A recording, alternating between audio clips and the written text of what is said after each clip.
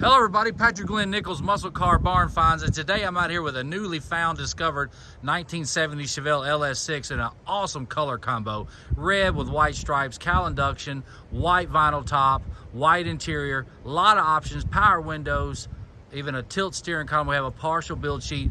I'm gonna try to go around this car fairly quick because it is windy today and I don't wanna annoy some of the guys with the microphone, and maybe sit in the car and survey the partial build sheet for you while in the car so the wind doesn't bother us. But we'll go around the car pretty quick and I'll give you a quick little rundown of the car. This car will be authenticated by me. I will be endorsing this car and it will be entered into the National Registry very soon. This is Atlanta, Georgia built 1970 Chevelle LS6. We don't have an engine or a transmission. We have a hood. It appears to have been changed. We have a radiator support that has been changed. This car did have the 410. There is a 410 ratio CRW rear axle in this car, dated April the 8th. This is a April 4th week car. If you notice, we have no provisions on this tie bar for hood pin cables. They must be there, so that has been changed. If you notice, this incorrect later version of the steel inner fender on this side, it's also been changed. If you notice on this side, we have the correct height, SS454, but if you go to the other side and look where something has fell on this car, the SS454, like we've been over this before, it's too high. It's in line, so that is a couple inches too high. So that's a dead giveaway as well. We have some changes, of course, on a 52-year-old car. This is a barn find, of course, hidden for a while. Somebody will restore this car. I believe the current owner wants to go ahead and proceed. So we normally survey the firewalls on a 70 Chevelle. If you notice, the cal induction solenoid on the firewall is in the proper location for an Atlanta built car. Sometimes they're even a little higher than that. If you see the 756 windshield washer motor, dated the 84th day of 70, first assembly line, second shift. Another thing I want you to focus on, you can see the tacking gauge wire, the provision is present. Also, we have double provisions down here, so that will be for the Turbo 400 automatic, along with the cal induction solenoid kickdown harness, which goes to the gas pedal. You see the power brakes, so forth and so on for the standard equipment. Now let's survey the Caltag like we normally do, of course. Okay, we got 713637 two-door sport coupe, A for Atlanta assembly plant, and then the 42855, which is barely visible on this partial build sheet, but it is there. We have 790 for ivory white bench seat interior, B80, B90, which we know is on all the Atlanta build sheets. 75 for cranberry red, A for white vinyl top. So a very striking car. 04D for April 4th week, and then 330110, which is a data processing number, which is in box 24 of the build sheet, and then the 300257, which is a combination of box 10 and box 24 of the build sheet on an Atlanta assembly plant build sheet. So definitely a cool car. Go around the car pretty quick. This car does have all the original glass, I believe, aside from the windshield. We got GT and LT, which would be April and March of 70 all the way around.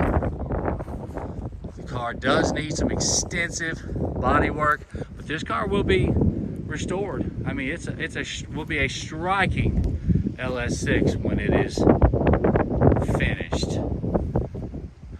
Show you some of the damages here and there, and the body that will be restored. You can focus right here. We've been over this before, but this is a good example of the early version of the rear bumper. You see that stool that I have spoke about in the past, and that will also be where the tail light is fastened to the rear bumper.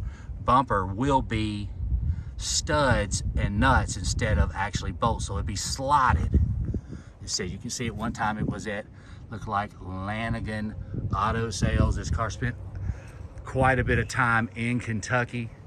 It was purchased new, I believe, in Scranton, Pennsylvania. And I'll give you a shot of the passenger side. Door edge guards. Open the door here. And there's a photo of the partial build sheet, which I will focus on. You can see the provision for the power windows, the harness right there. Really cool car. Tack and gauge, tilt steering column, 1970 Chevelle automatic SS454 LS6. You can also focus on the incorrect washer jar, which is also a good clue that that has been added. Again, this car will be added and it will receive my endorsement, as well as being entered into the National Registry soon. Okay, let's focus on this build sheet just a little while. Like I told you, it looks like it says Stouffer Chevrolet, Washington Avenue, looks like Scranton, PA. If you focus on box 70, the CI, that proves the tilt steering column and automatic column shift. That is the code for that. That designates column shift and tilt steering column. You can see the LS6. If you focus real close, you can see there's two provisions for RPO codes for the N. So we have an N40, and then the other must be N33 for tilt steering column.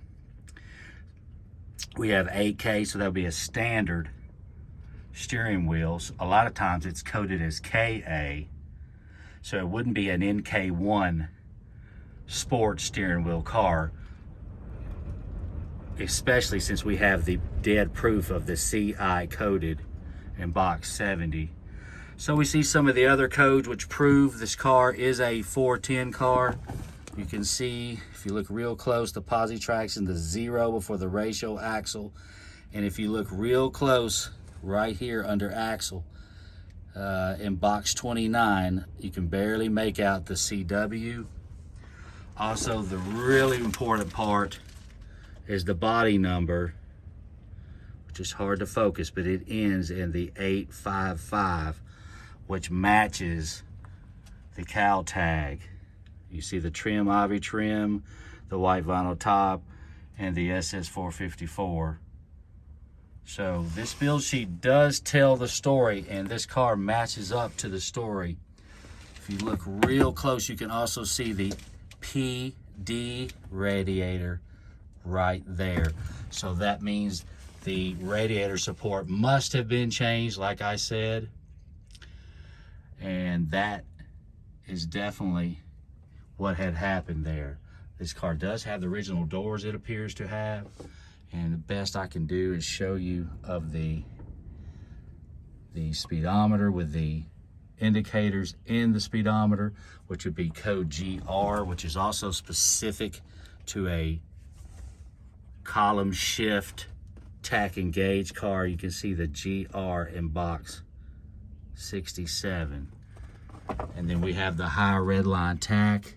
Give me just a second here to lower the steering column. If you look, if I can focus, you can see the 6500 red line tachometer as well. And the code on the dash harness is also BN, Bob Nancy, which is also right there. You can see that very clearly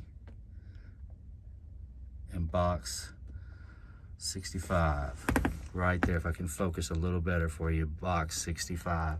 So 768 fuel pump, 105 DD, deep groove power steering pulley. So this car definitely is there's the GR for the original Holly, the 4557 GR. No, the 4092, 4492. This is an automatic, so it's a 4492. Okay, so I'll try to get out here one more time, show you a few more things like the door panels right here. See, it has Malibu in the door panels and the provision for the power windows right there. This build sheet evidently did not come from the door panel. It does not show, excuse me for the shadow, but it does not show where the build sheet.